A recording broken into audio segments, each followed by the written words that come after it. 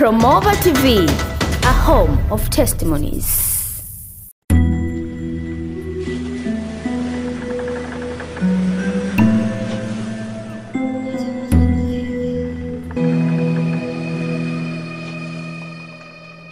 Hii ni Promova TV na kipindi hewani ni Ushuhuda. Siku nyingine, wasaa mwingine mzuri kabisa kwa ajili ya kuendelea na ushuhuda. Tuko na ushuhuda wa mtumishi wa Mungu anaitwa Moses Lushiku kutoka huko nchini Congo DRC, akitueleza mambo mbalimbali. Ushuhuda wake ni mrefu na ndo kwanza tuko hatua za mwanzo. Na katika sehemu hii nilikuahidi kwamba nitakuja tuzungumzie kuhusu malaika na vile vikombe vitatu, kimaanisha siri tatu muhimu sana kwako wewe ambaye unamwamini Yesu Kristo. Leo utazifahamu katika mwendelezo wa ushuhuda huu. Jina langu mimi ni Jacktan Msafiri. Unaweza ukanifuatilia pia kwenye Instagram, kwenye TikTok pamoja na Facebook kwa jina hilo la Jacktan Msafiri. Director wa picha, sauti, video anajulikana kama David Robert. Kwa hiyo nikualike sana tuende wote, lakini pia hakikisha pia na wewe unamwalika mwingine ili tuweze kuambatana kwenye kipindi hiki. Unamwalika vipi?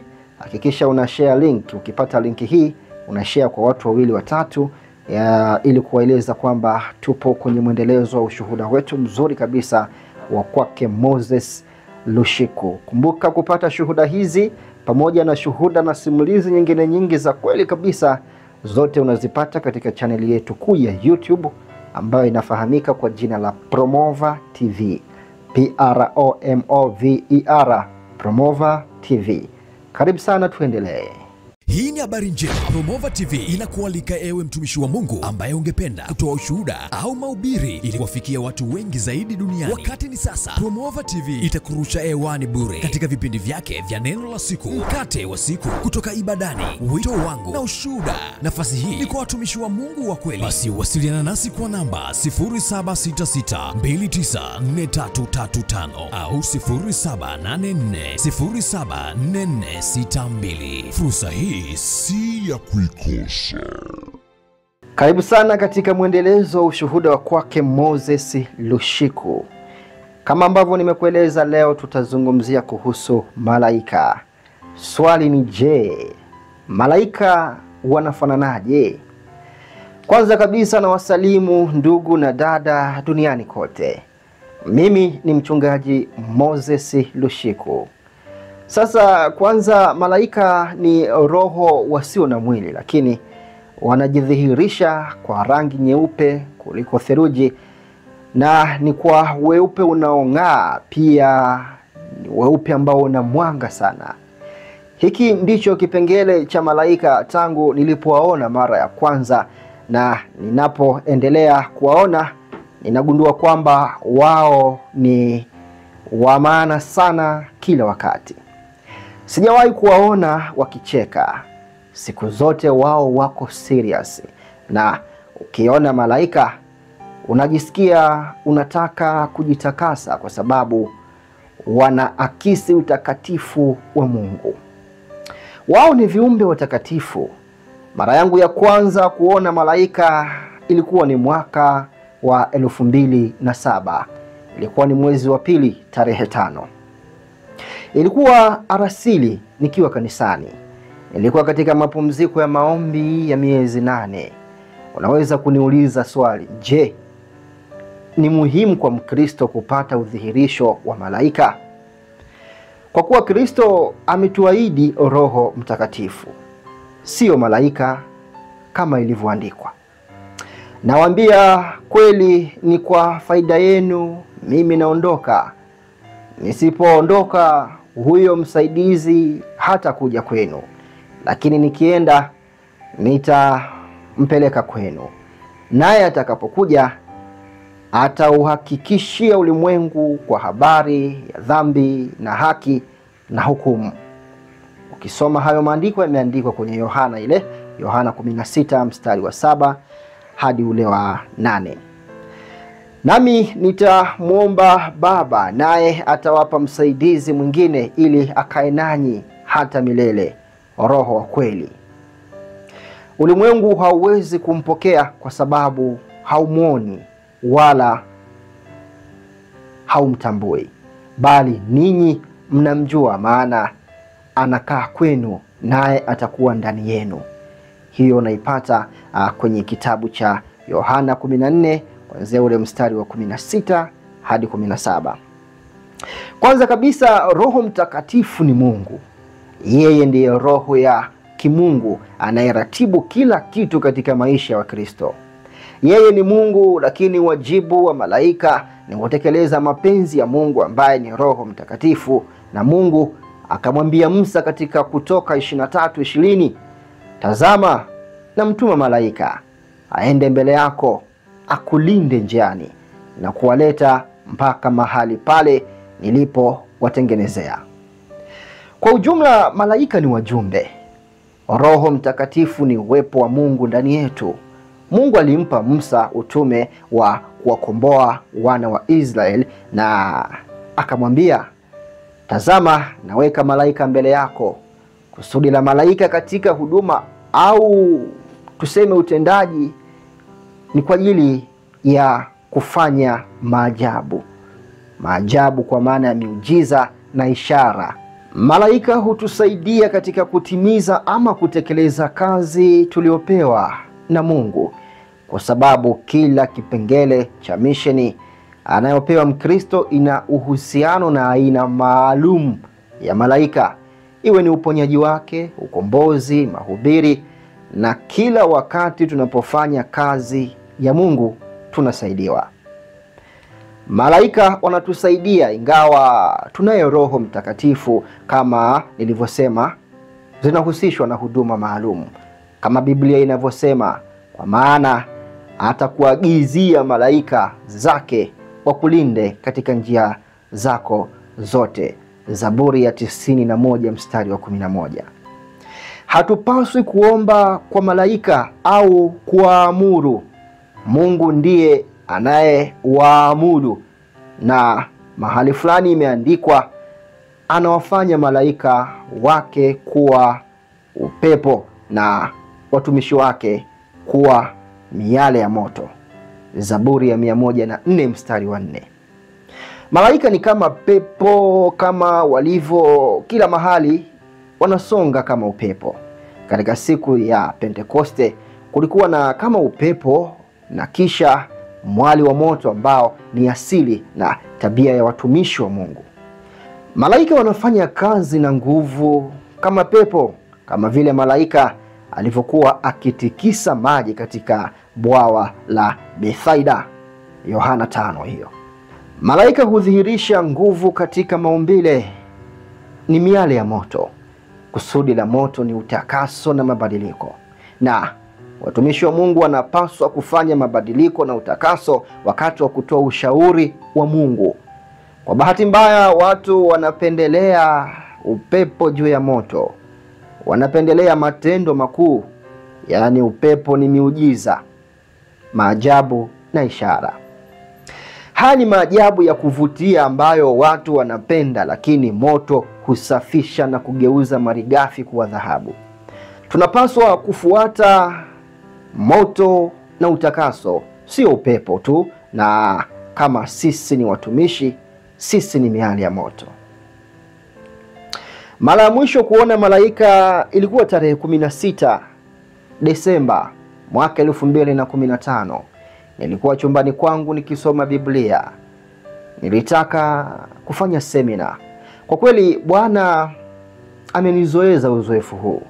Kila nilipokuwa nafanya semina, ubao ungetokea na kutakuwa na maandiko baoni, na ningechukua karatasi kuandika ninachokiona ubaoni. Wakati mwingine ningefumba macho yangu na kuona vitu ama picha, kisha ningeandika ninachokiona. Haya ni maono tu. 3, ningeona kuonekana kwa malaika au Bwana Yesu mwenyewe akiongozana na malaika wake.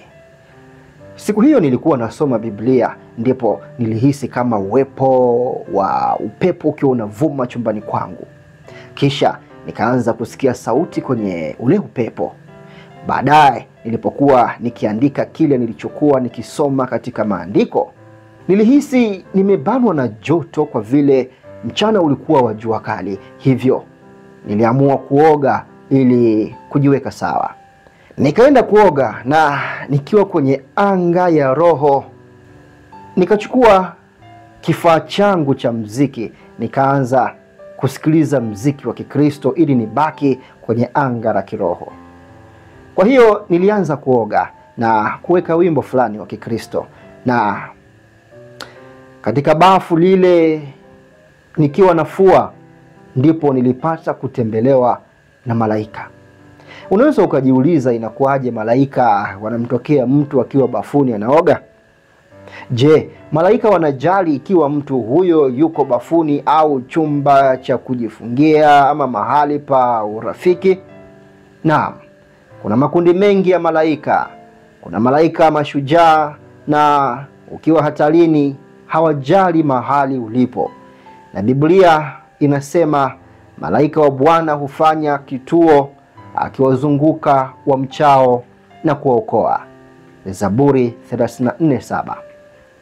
Kwa hivyo unapaswa kuelewa kwamba popote unapoenda na popote ulipo daima unaambatana na malaika wa Bwana.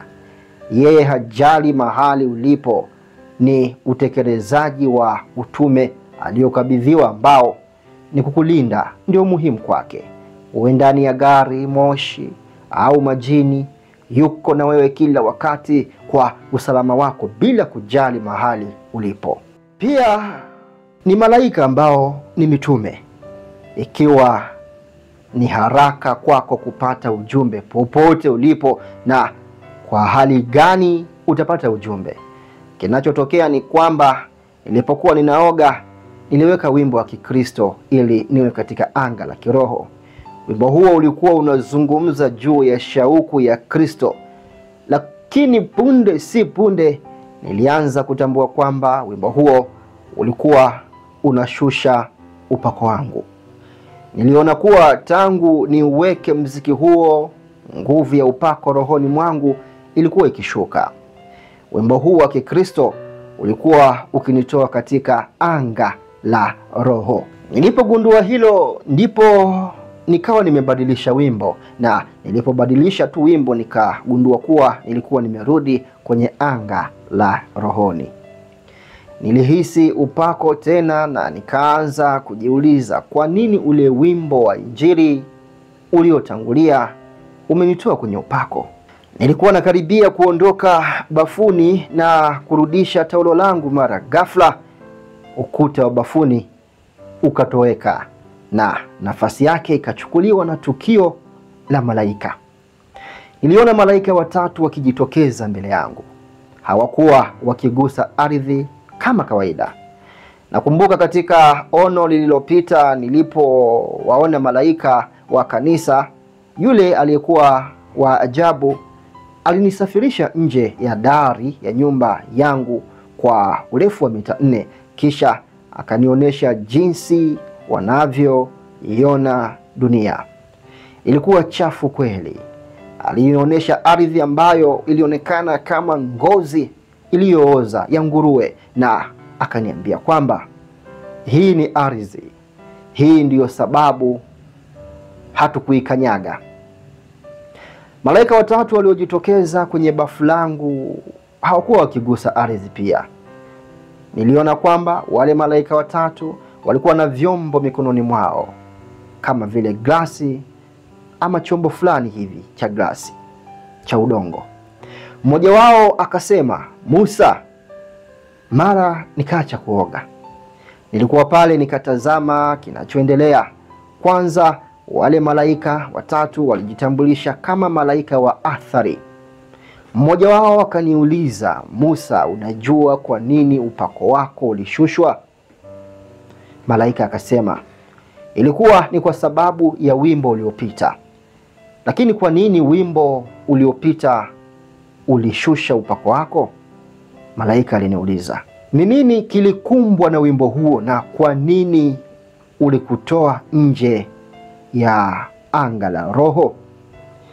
Kweli wimbo huo uliimbwa na mwimbaji maarufu kabisa wa kike nchini humo. Malaika alisema kuwa japo mwimbaji huyo anaimba kuhusu neno la Mungu, yeye hastahili wala hafai wala si mtakatifu wala mkamilifu. Alitengeneza wimbo na kuutoa tu. Malaika alisema kwamba wakati wowote au popote ambapo mwanaume au mwanamke anayemtumikia Mungu ni mtakatifu, utakatifu wake hupitishwa kwa huduma au huduma yake. Mtumishi wa Mungu anapokuwa mtakatifu aliyewekwa wakfu au mtakatifu pamoja na huduma yake, kwa hiyo inakuwa takatifu pia huduma yake. Iwe anaimba, iwe anahubiri na anaomba, itakuwa takatifu kwa sababu yeye ni mtakatifu. Malaika alisema kwamba mtumishi anapohudumia neno la Mungu na tukiona kwamba huduma yake ni takatifu na inastahili, basi tunajihusisha katika huduma na ushauri huo ambao unaweza kuwa ni wimbo au mahubiri. Tunachofanya ni kwamba tunasababisha wimbo au mahubiri kuwa na athari kwa wale wanaopokea ujumbe au wimbo, kwa sababu sisi ni malaika wa athari. Malaika alisema kwamba mwimbaji huyo mahususi wa Injili alitunga tu wimbo na akautoa tu bila kuhusika kwao, kwa sababu hakustahili wala hakuwa mtakatifu. Kama matokeo uliishia nje ya anga ya roho. Malaika aliniambia kwamba kila wakati watumishi au watendakazi wanapomtumikia Mungu, iwe katika kuhubiri, kuimba, kusali, ikiwa ni katika utakatifu, mgao wao, yani mgao wa malaika, ni kuleta matokeo katika maisha ya wale wanaofunuliwa kwa kuimba, kuhubiri au maombi.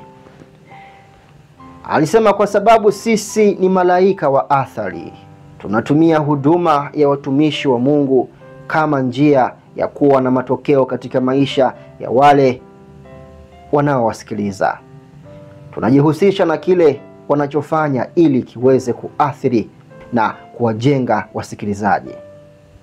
Wapendwa, tunapohubiri Injili, ikiwa sisi ni watakatifu, malaika wangekuja katika mahubiri yetu na kututumia kama njia ya kuunda athari, uongofu, kujenga uponyaji, mabadiliko. Kisha malaika wakaniambia kwamba mtu ambaye alikuwa akiimba wimbo niliokuwa nikisikiliza hakuwa mtakatifu au mkamilifu. Kwa hivyo hawakuweza kujihusisha na muziki huo au kuutumia kama chaneli ili kunitia nguvu. Matokeo yake wimbo huo haukunipa chochote. Sio tu kufanya kazi kwa ajili ya ufalme, bali ni kuwa katika hali ya kuwekwa wakfu na utakatifu, ambavyo inawezekana malaika wa athari kuingia katika huduma yako au kuhubiri au kuimba kwa ajili yake ili kuathiri wale ambao wamefunuliwa kwa huduma yako. Hii ndiyo sababu kuna nyimbo nyingi tupu na mahubiri tupu bila athari kwa watu ambao wanaoneshwa kwao. Kisha malaika wakaniambia, tuko hapa kukupa siri 3 za athari ili waimbaji, wahubiri, wale wanaofanya ukombozi, waokoaji wa roho na wafanyakazi wote wa ufalme waweze kuvutia ushiriki wa malaika katika kile wanachokifanya na kufanya athari kwenye maisha ya watu. Nilipokuwa nikiwatazama hawa malaika wote, walikuwa wameshikilia glasi mikononi mwao. Malaika wa kwanza akatoa kikombe chake na kusema, Musa, tazama. Nilipochungulia ndani ya kile chombo, niliona mafuta ya kijani kibichi ndani ya hicho chombo. Malaika wa pili akatoa chombo chake.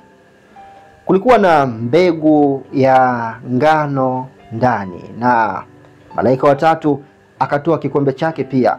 Nikaona kwamba kulikuwa na maji ndani yake.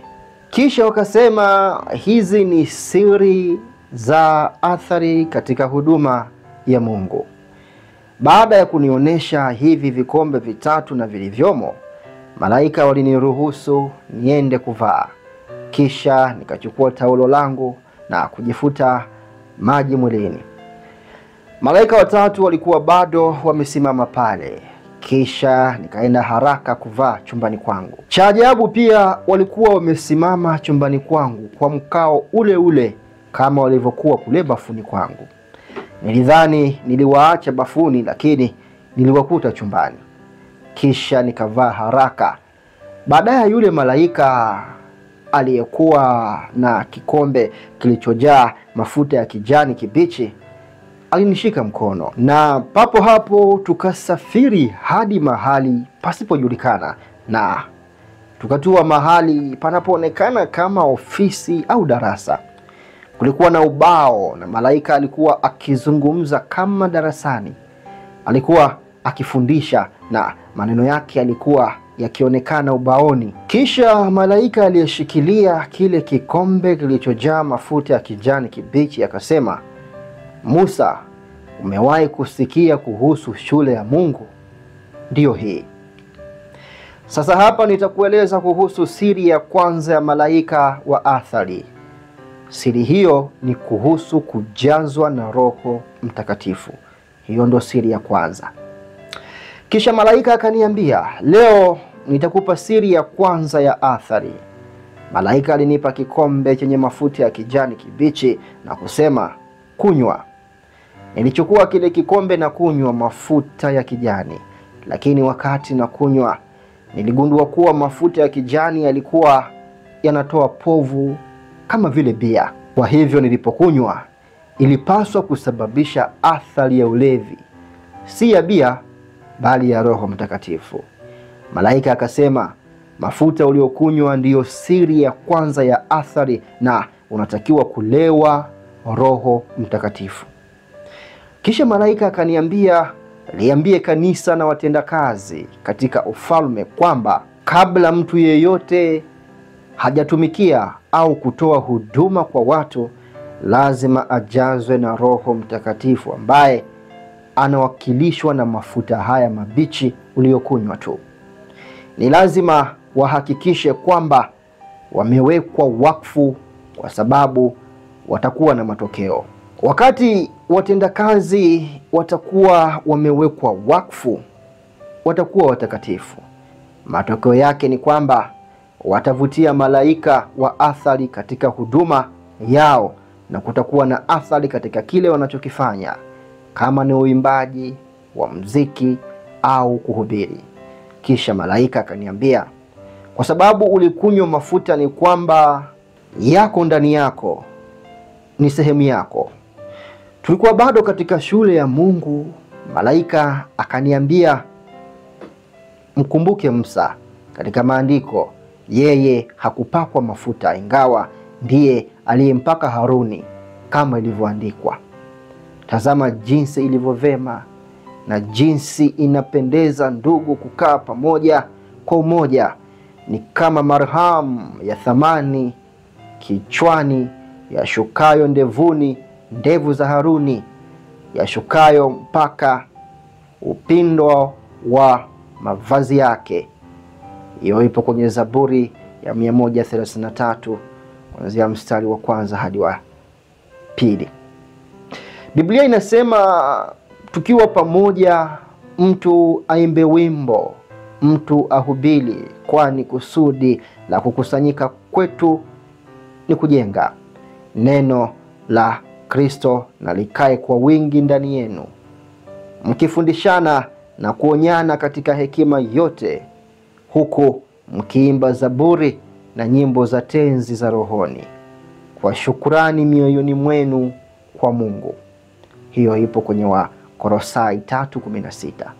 Tena msilewe kwa mvinyo, kwa maana huo ni ufisadi, bali mjazwe Roho, mkisemezana kwa zaburi na nyimbo na tenzi za rohoni, huku mkiimba na kumshangilia Bwana mioyoni mwenu. Hiyo ni kwenye Waefeso 5:18 hadi 19. Matokeo yake mafuta yatatiririka wakati wowote mtu anapoimba au kuhubiri ili kuathiri na kuelimishana. Katika kifungu hiki cha Zaburi ya 133, Haruni anatajwa kwa sababu alitiwa mafuta na sio Musa, ingawa aliitwa. Kwa hivyo Wakristo watakapokutana katika mkusanyiko, mafuta yatatiririka kwanza kwa kiongozi kwa sababu Haruni ni ishara ya uongozi. Mafuta yatakuja kwanza kwa kiongozi, kisha kwa mwili ambao ni kanisa. Sasa tuseme kanisa, mchungaji si mtakatifu na mkamilifu, anakuwa kikwazo kwa kanisa, kwani upako unatakiwa kumtangulia yeye kwanza. Malaika akaniambia kuwa ni Haruni ndiye aliyetiwa mafuta kama vile Mungu alivyomwambia Musa, tazama nimekufanya wewe kuwa kama Mungu kwa Farao, na Haruni ndugu yako atakuwa nabii wako. Kutoka sura ya 7 mstari wa 1.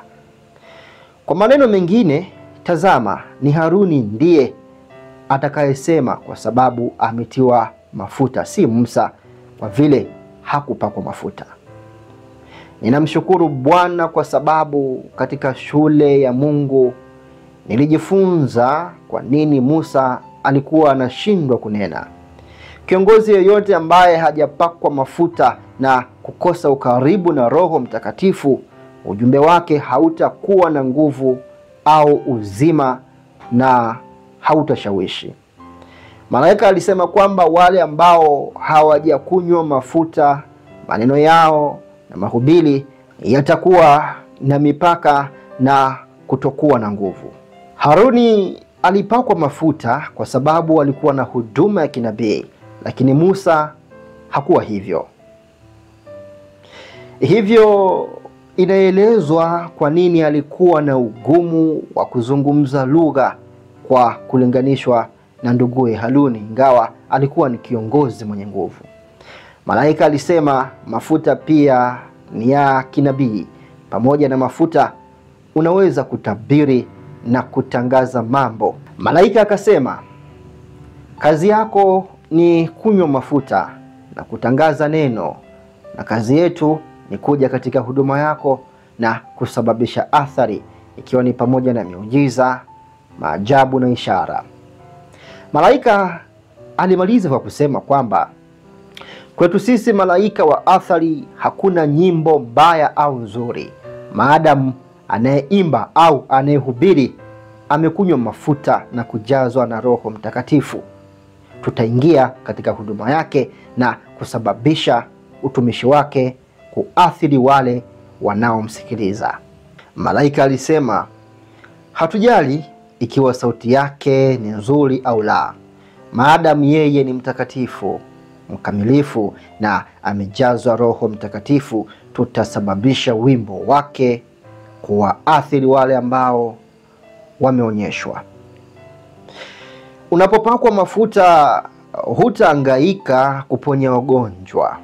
Kutamka tu neno rahisi kutakuwa na matokeo sawa na vile Yesu hakuwa akihangaika kuponya wagonjwa, kwa sababu alisema Roho wa Bwana yu juu yangu, amenitia mafuta niwaponye wagonjwa. Hiyo ipo kwenye Isaya 61 mstari wa 1, lakini pia Luka 4:18. Ikiwa unataka athari ya malaika kwenye huduma zako, unahitaji kujazwa na Roho Mtakatifu. Kisha nikapewa siri ya pili ya malaika wa athari. Siri hiyo ni kusoma neno mchana na usiku. Malaika wa pili alichukua chombo chenye umbo la kikombe, na ndani ya kikombe hicho kulikuwa na ngano. Malaika akaniambia, chukua ule. Nilichukua ngano kwenye kile kikombe na nikala. Ilikuwa chachu. Kisha malaika akasema, tazama siri hiyo, mkate umetengenezwa kutoka kwa farina, yani ngano ya kusaga ambayo imetengenezwa kutoka kwa ngano ambayo inahusu kutengeneza mkate. Ngano hii kutoka kwa malaika ilikuwa na rangi ya chokoleti. Mpendwa, ukitaka kuleta athari, uwe mtumishi, mtendakazi katika ufalme, ukimtumikia Bwana, ni lazima uwe unakula ngano daima. Kabla ya kujionyesha mbele za watu, lazima mle ngano na iwe tumboni mwenu. Hili ni fumbo. Ndio maana malaika aliniomba nichukue nile, na iko tumboni mwangu. Sasa ninapozungumza nanyi, ndio maana ninauathiri ulimwengu, kwa sababu nimelishwa ngano na malaika wa athari. Kisha malaika akaniambia, Yesu alizaliwa Bethlehem, ingawa alichukuliwa mimba huko Nazareth. Gabrieli alimwambia Mariamu, utachukua mimba, na Yesu alichukuliwa mimba huko Nazareti. Lakini hakuweza kuzaliwa Nazareti, kwani hakuna nabii aliye na unabii kuhusu Nazareti. Haijulikani katika Biblia, katika historia na unabii. Ndio maana Gabrieli aliwaamuru Mariamu na Yusufu waende Bethlehem wakati wa sensa, kwani huu ni mji wa kinabii unaohusiana na Masihi ukilinganisha na Nazareti. Bethlehem maana yake ni nyumba ya mkate. Baadaye Yesu alisema, mimi ndimi mkate wa uzima. Kwa hakika Yesu alizaliwa katika nyumba ya mkate. Kwa hiyo alikuwa mkate wa uzima. Lazima uelewe kwamba mkate ndio chakula kikuu katika maisha ya sasa. Haijalishi ni nchi gani au tamaduni gani, huliwa kila siku asubuhi na jioni, lakini sio mchana. Yesu ndiye Alfa na Omega.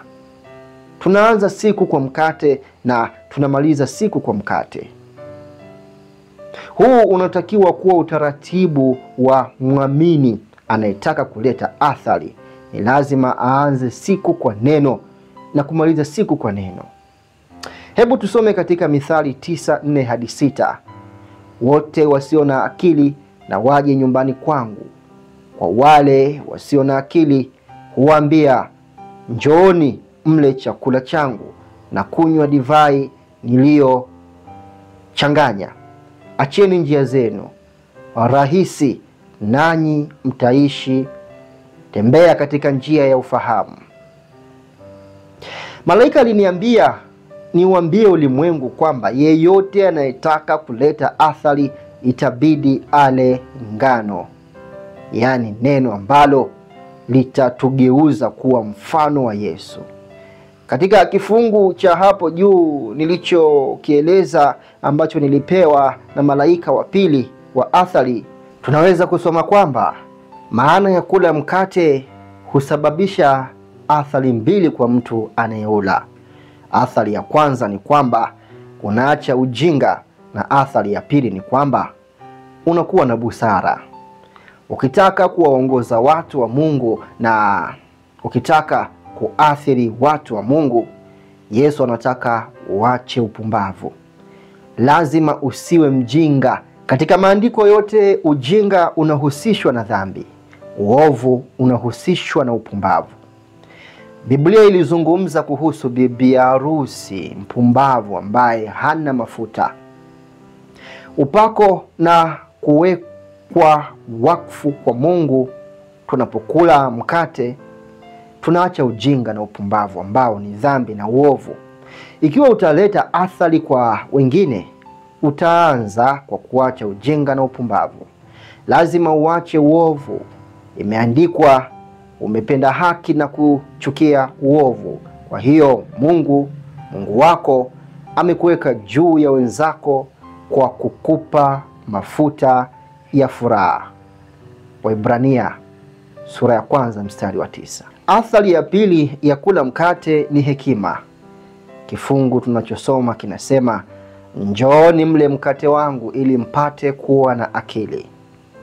Malaika wa Bwana aliniambia kwamba akili ambayo kitabu cha Mithali inazungumzia ni ile ambayo wewe mwanadamu unaita uvuvio. Anayekula mkate wa Mungu anakuwa na hekima, na Biblia inasema kumcha Bwana ni chanzo cha hekima. Siri ya tatu ambayo malaika wa athari alinieleza ilikuwa ni kuchemka, kuvuka na kuchaji maji.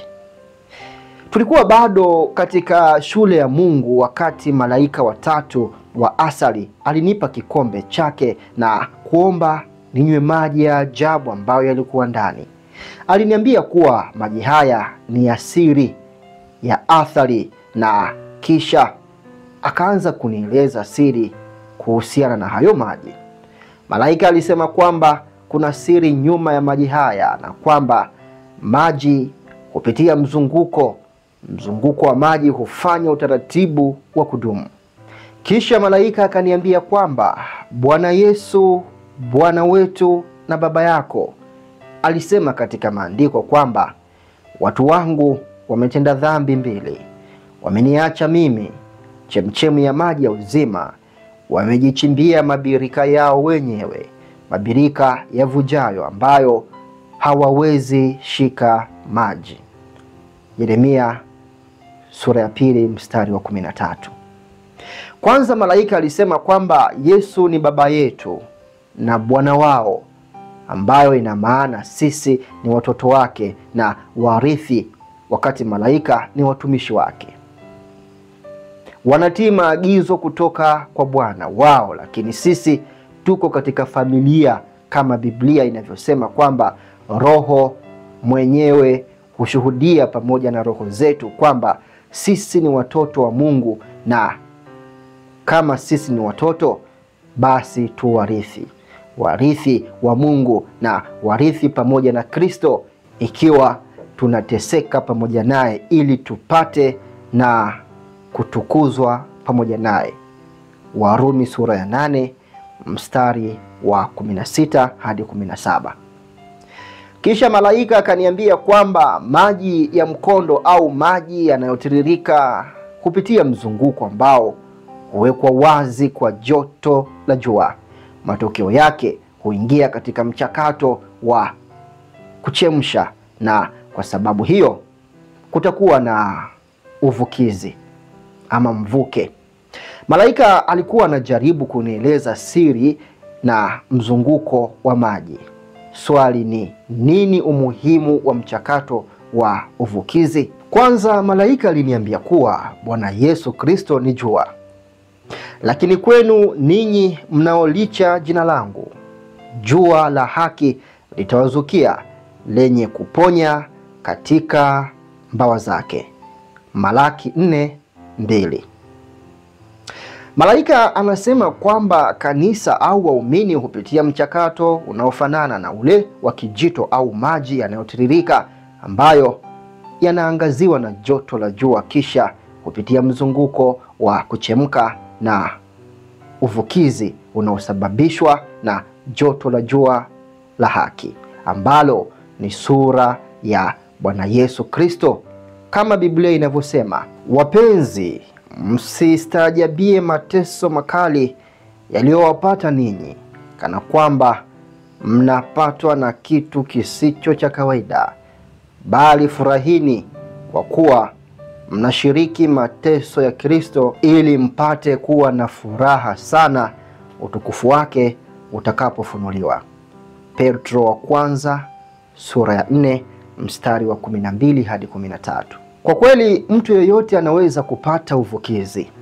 Chukua tu chombo cha maji na uweke kwenye moto au joto, kutakuwa na kuchemka na uvukizi, na maji ya kioevu yatakuwa mvuke.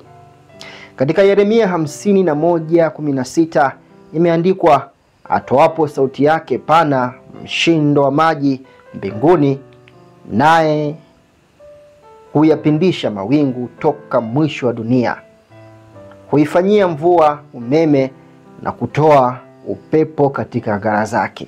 Na ikiwa umewahi kupasha maji moto kama tunavyofanya hapa kwetu Kongo, utagundua kuwa kuna chembe au nyenzo zinazotoka majini. Kwa hivyo katika kuchemshwa maji kuna utengano unatokea. Uchafu ungejitenga na maji. Tunaelewa kwamba wakati joto la jua lilipochemsha maji ya mkondo, kuna uvukizi na matokeo yake kuna mgawanyiko unatokea. Maji yanapovukizwa, kuna chembe au mashapo ambayo hayawezi kuyeyuka. Chembe hizi au uchafu huwa mabaki imara. Mzunguko huu ni kiwakilishi au taswira ya kile kinachotokea kwa waamini wanaopaswa kutumiwa na Bwana kama watendakazi wenye ufanisi katika ufalme, na kwa malaika wa athari kujihusisha nao katika huduma zao. Utakuwa wazi kwa joto la jua.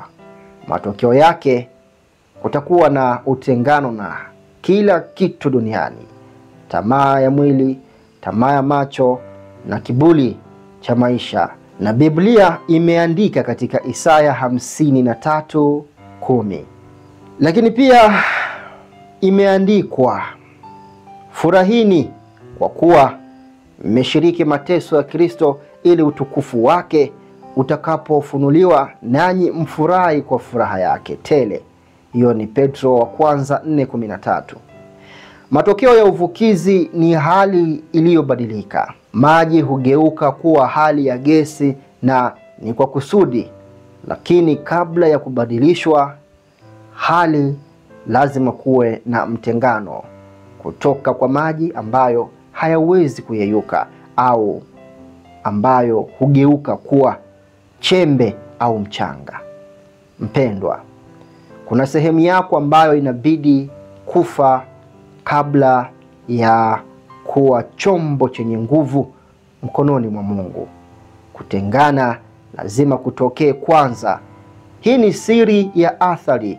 Kabla ya kumtumikia Bwana, kabla ya kuimba au kufundisha au kuwaongoza wengine, lazima utengwe, tengane. Lazima uwe wazi kwa joto la jua. Lazima upitie mchakato wa kuchemsha kwa kujitenga na vitu katika utu wako ambavyo vitakuzuia kuinuka angani. Uvukizi ni taswira ya kupanda kwa mwelekeo wa wewe kupanda. Itabidi kujitenga na kitu ambacho unajua hakitakiwi kuwepo: dhambi au mtazamo. Lazima uelewe kuwa maji huchemka inapofikia digrii 100. Hiki ni kipindi kigumu na chenye maumivu makali wa muumini, kwani anapitia utengano.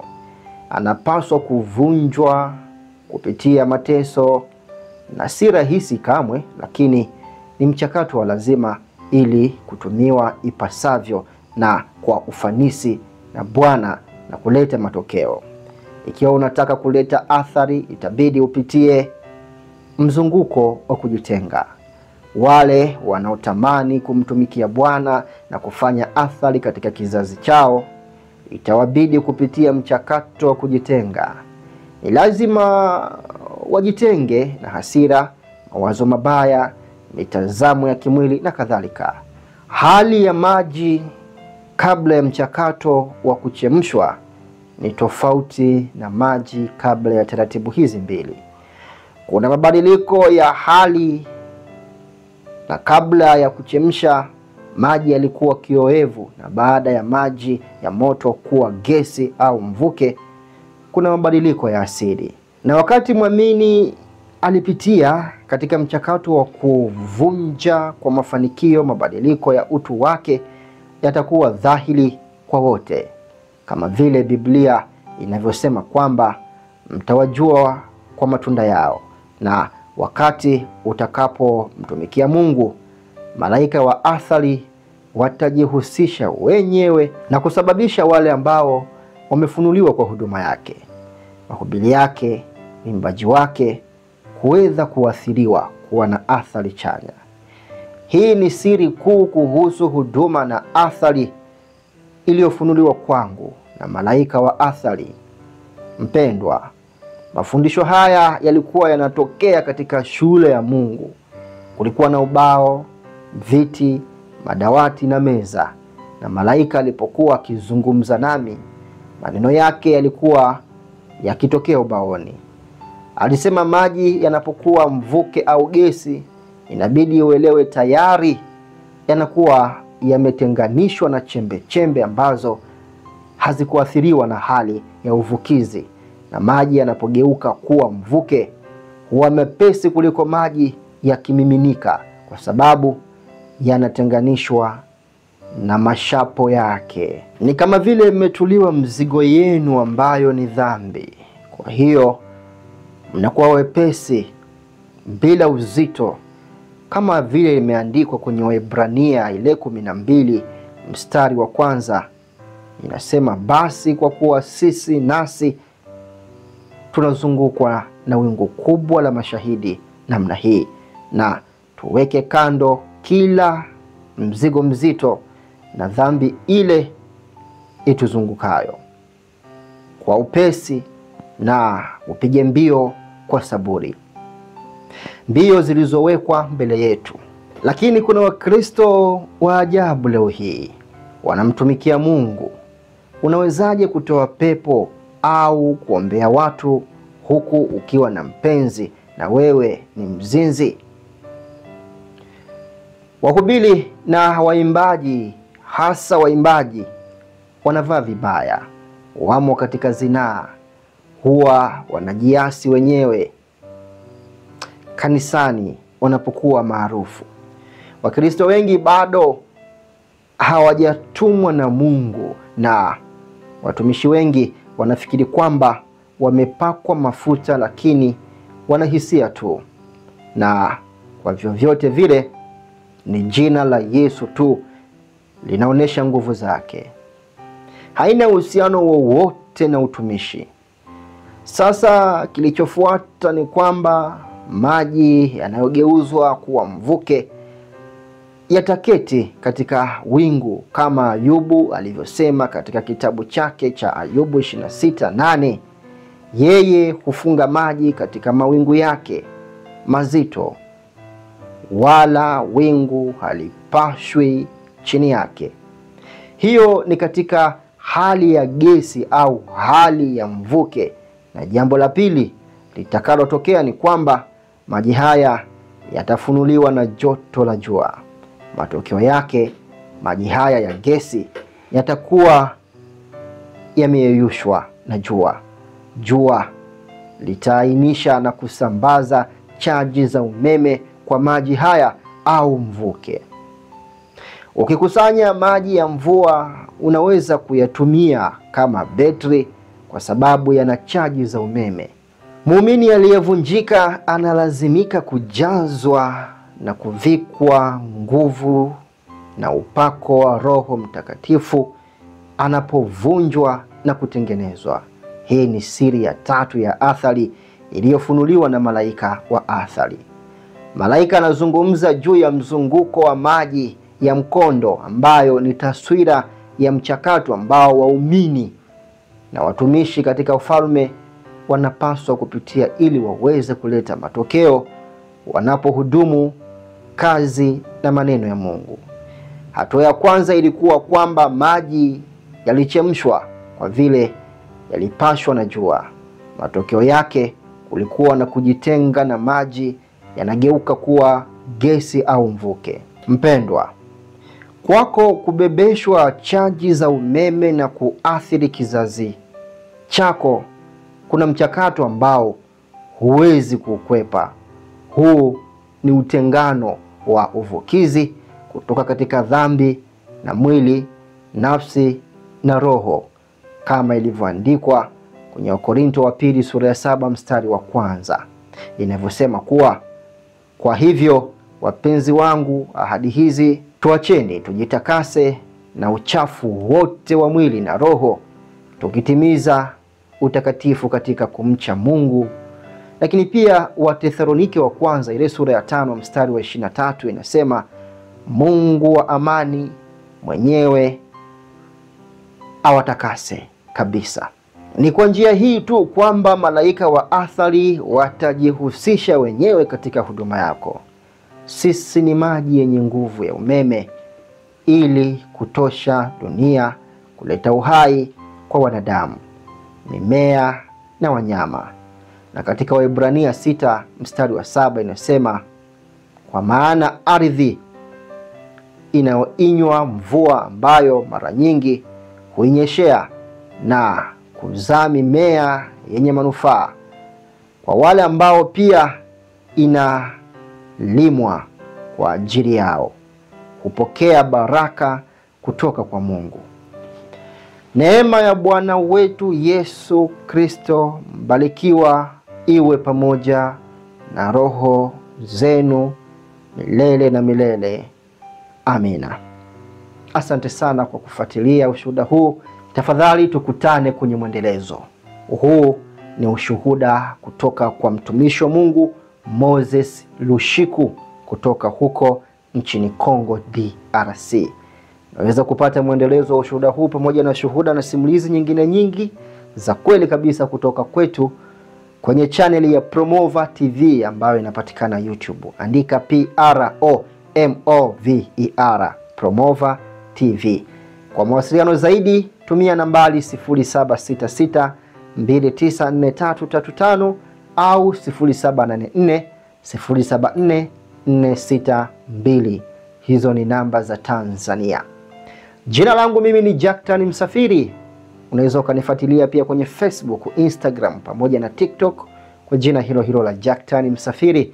Director picha, sauti, video yeye ni David Robert. Tukutane wakati mwingine. Leo nasema kwa heri.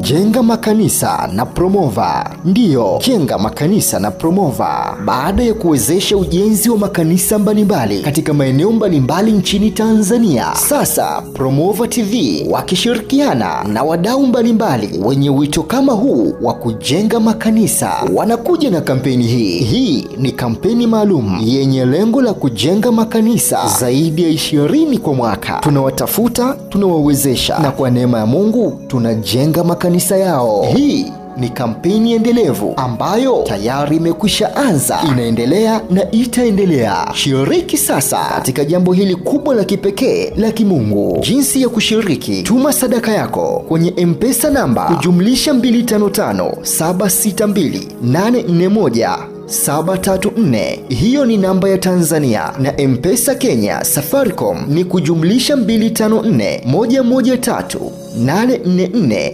735. Pia unaweza kutuma kupitia Equity Bank akaunti namba 3005111819273. Lakini pia unaweza kutuma sadaka yako kupitia Western Union, MoneyGram, Ria, World Limit, Sendwave na njia nyingine nyingi. Namba zote za simu pamoja na bank, majina ya usajili ni Jacktan Arbogasti Msafiri. Tafadhali wasiliana nasi kwa namba tajwa hapo juu kupitia WhatsApp ili kupata maelekezo zaidi. Hakuna kikomo wala kiwango cha sadaka. Toa kadri ya uwezo wako. Na kwa maelezo zaidi kuhusu maendeleo ya kampeni hii, taarifa zote zitaendelea kutolewa kupitia Promova TV inayopatikana YouTube. Asante kwa kushiriki kampeni hii. Jenga makanisa na Promova.